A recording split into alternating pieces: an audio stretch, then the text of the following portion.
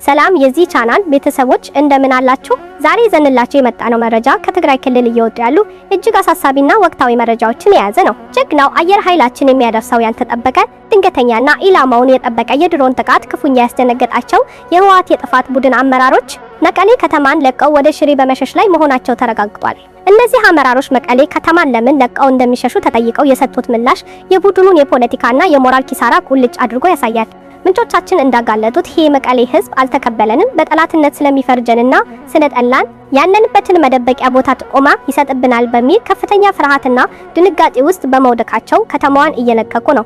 በሌላ በኩል ደግሞ በትግራይ ክልል የወጣቶች አፈሳ በከፍተኛ ሁኔታ ተጠናክሮ ቀጥሏል። ክልሉን ሰው አልባ ለማድረግ ታልሞ በሻዕቢያና በህወሓት የተቀናጀ ትዕዛዝ በወጣቶች ላይ እየደረሰ ያለው የጅምላ አፈሳና ስቃይ ከምንጊዜውም በላይ ጨምሯል። ከዚህም ባሻገር የጥፋት ቡድኑ ህወሓት የሻዕቢያን አውሮፕላኖች በመጠቀም በአሸንዳ በዓል ታዳሚዎች ላይ ጥቃት ለመፈጸም ማቀዱ ተጋልጧል።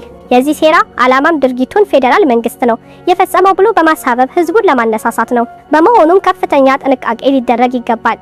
ወቅታዊ እና የተረጋገጡ አዳዲስ መረጃዎች በፍጥነት እንዲደርሷችሁ የዩቲዩብ ገጻችንን ሰብስክራይብ በማድረግ ቤተሰብ ይሁኑ።